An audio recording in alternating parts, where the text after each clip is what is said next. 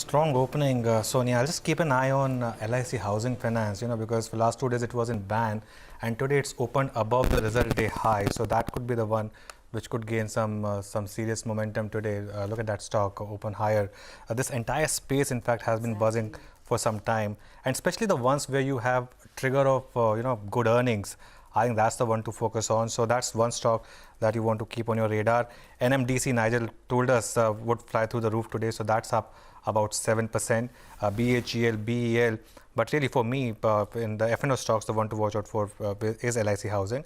And perhaps you want to throw in a Vodafone Idea, that's also opening higher in trade. GMR, of course, is seeing profit taking immediately after opening, so it's only up about 4%. But really big moves in NBFCs. All the housing finance, Repco is up 5%. Yes. LIC Housing, as you said, 3%. PNB Housing 2.5%. Yes. India Bulls Housing 1.5%. Yes. Piramal Enterprises 1.5%. I think this is the continuance of that theme which happened yesterday as well. And because yesterday it was a couple of these stocks were in ban, especially LIC Housing, that's the reason that you're seeing this big move on some of these names now. Ashwini, your thoughts on market opening? See, IndusInd Bank opened lower, so anybody who caught that low starts to make money. There is enormous tailwind on financial stocks, but what has been added today are the metal stocks because they had been correcting for last couple of days. So fresh rally may be beginning there, but I think financials will carry the day for the Nifty, and it will definitely propel. But RIL is a problem point that needs to turn if you need better momentum on the Nifty as well. Yes, financials clearly, and NBFCs. Look at some of these moves now, which are beginning bigger and bigger now. India Bulls Housing, LIC Housing, all these stocks. Mitesh, any thoughts here? Any interesting stock idea? You were highlighting LIC Housing Finance, and I actually like the stock a lot. It had a big breakout on the day after results, and then we saw the stock go into ban period, kind of go into consolidation. But it's seeing continuation after 2 days of pullback. I think I'm looking at a very aggressive target of 365 here. So we just maintain long if somebody wants to buy a fresh. It's moved up today, so try to buy it now and then add more on declines and keep a stop below 300. Any thoughts on NMDC? I know we've chatted about that in the past, but just quick thoughts at this price of 103, how does the risk reward look, Ashwini? See, basically everything, commodity, metal, etc., is now likely to do well if dollar weakens further. So it is that sort of trade. I don't think NMDC in particular has anything special going on. But today is a day for metals and all kinds of mineral type of stocks. So my sense is 120, 125 in the days to come should be possible. Okay, gentlemen, thanks a lot for taking us through the market opening. It's been a good market opening. This is a finance market. This is a finance all market. Finance stock. See, the moment you say that money is going to be cheap and plentiful, we should. This is like a demo time, demonetization time. We saw money is cheap and money is plentiful. Then immediately NBFCs and banks have a field banks day. clearly a lot of these stocks surging now. Dheeraj Agarwal is joining us, co-head of equities at Ambit Capital. Dheeraj, good morning. Morning. So we've turned positive for the broader market for the year. And it's been, of course, spectacular month for the broader market. In fact, this month small cap index is up 18%, counting today's move as well. Your thoughts on whether this is still the go-to area, or are there signs of irrational exuberance now? I think it's still the go-to area for a while, because just remember that the relative valuation between the small cap, mid caps, and Nifty had completely collapsed. So at the beginning of 2020, end of 2019, mid-cap index was trading at almost like a 50-60% value premium to Nifty. At one point, it almost traded double the valuation of Nifty.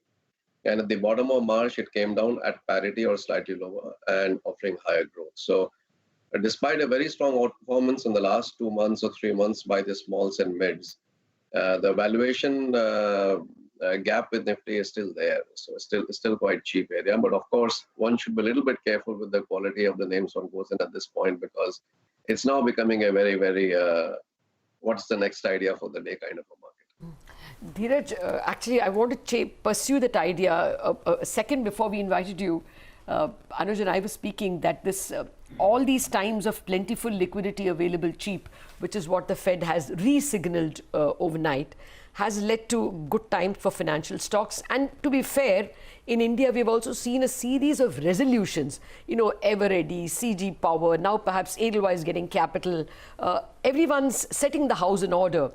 You think that you will look at NBFCs and, mid-cap banks, mid-cap NBFCs because of money becoming cheaper? So, two questions from here, Lata, and I'll answer them separately. So one is US liquidity. So you're right about that when the US liquidity is aplenty and when Fed is pumping money, India tends to go into a bit of a positive correlation with the US. In fact, our strategy team, Nitin and Ritika, they came out with a fabulous strategy report, I think about 2 weeks or 3 weeks ago. But the warning sign there is that while in the initial phase of liquidity gush, the correlation with US market and the positive impact is very high. Somewhere like a year and a half down the line, market still restarts to refocus on earnings. So just to give an example from history, remember 2009-10, exactly the same thing happened when US did multiple QEs. Market bounced back, Nifty bounced back all the way from 3,000 odd in early 2009 back to the highs. But in 2010 to 2013, our market went into a 20% range with a downward bias in the broad market. And 2013 was a pathetic time where number of mid caps actually went back to 2009 lows, despite Nifty being 5,000. But the US market kept on rallying right throughout those 3 years. So this can continue for a while more, yes. We are still into like 4th or 5th month of this liquidity gush as well as a retail gush. So it's a bit early to call it a bubble or too effervescent at this point of time. Okay. And then the next question. Yeah, the next question on NB. Second question on financials, yes. Two things have happened in the financial side. So a number of financials have raised capital and hence protected the balance sheet. So the risk of something going terribly wrong on solvency front has obviously come down. And second, as you rightly said, a lot of M&A type transactions are happening at this point, either asset sales or stake sales, which will also take away some of the risk on the financials. And again, the valuation gap between Nifty and financials became too high. So I was looking at the relative price to book ratio between Nifty Bank Index and Nifty. Just a week ago or 10 days ago, it was at 10-year low. Obviously, Nifty bouncing much harder as compared to financials. So some mean reversion is definitely possible there. But longer term, and even on NBFCs, we as a house are selectively focused on NBFCs who have the capability to tide over the liquidity crisis. And there are a number of those players. However, if you take a 2-year or a 3-year view, more than the NPLs, what we should focus on is, are they back to being a growth sector or they will be valued as an ex-growth sector? And that's where over a 2-year time frame, I think the financials might come under pressure. But the near term, I think there is a mean reversion story.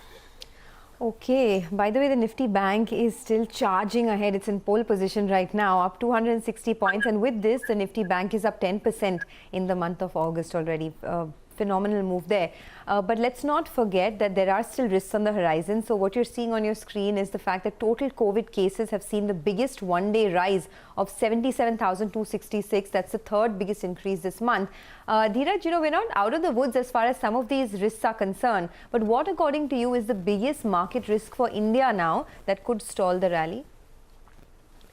I think it's just corporate earnings. So what we're seeing at this point of time, and I think we spoke about this the last time also very, very briefly, but let me highlight that again. And again, Nitin and Ritika point that out in their deep strategy report. What we're seeing right now in terms of economic indicators bounce back could just be a statistical illusion. So first quarter GDP down -25 approximately. Second quarter estimated to be -5.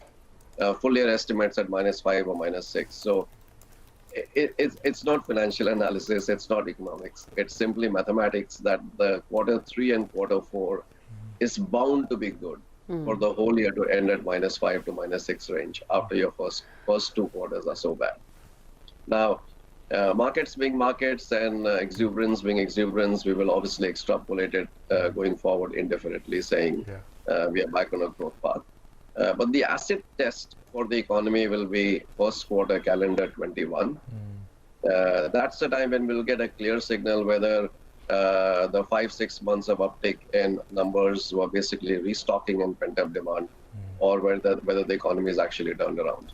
Yeah. Our bet is that we will get disappointed first quarter 21 because the amount of job losses and income losses which has happened will show up at some point, will show up somewhere from a longer term point of view.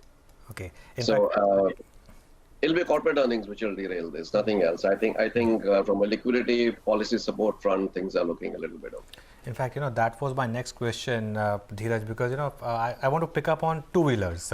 The stocks have rallied 60, 70, 80%. Investors are betting on this whole personal mobility and demand picking up, but companies themselves are saying it's too early to say that. Is it a case of investors being more loyal than the king? What would be your view here? So we have seen this before, right? It's a question of tail wagging the dog. So in fact, one of the discussions I had with a client recently was, and I'm looping back your two-wheeler question into the banking question which Lata asked just 2 minutes ago, that the client was saying that one section of the market is clearly indicating that the economy is fully out of the woods, which includes deep cyclicals like automobiles. Even CV stocks have started rallying pretty strongly now. So if the economy is completely out of the woods, why are banks trading at below both half times and 0.7 times price to book? If the economy is out of the woods, typically banks, which is nothing but a mirror of the economy, should do well. So it's now time to buy banks. So at this point of time, we are taking signals of what's happening to the economy from one sector, extrapolating it to the second, and then taking signal from the second sector and extrapolating it to the third. It's a typical liquidity market. It happens. We have seen this before. We are seeing one right now. We'll see it again in future. Okay. All right. Just a final word from you on what would be the spaces that you will incrementally add on? So that question is a little bit of a short-term versus long-term kind of a question. So short-term, as we discussed earlier in this call, banks clearly look like heading for a bit of a mean reversion. They became far too cheap. And I mean, take a look at SBI, for example. While I know I don't discuss too many of individual stocks on this call, but take a look at SBI. I mean, 70-80% of SBI's valuations comes out of the subsidiaries. X that is like 0.3 times price to book. So a good mean reversion is certainly possible and on. From a longer term point of view, I think we have a call of being underweight banks, actually, underweight banks and consumers. And we would focus on pharmaceuticals, telecom, and a lot of other individual specific names, a few including IT, and a whole lot of bottom up analysis. So we on a 2-year basis, we have a weak call on the economy, and the economy sensitives obviously being underweight and everything else being overweight.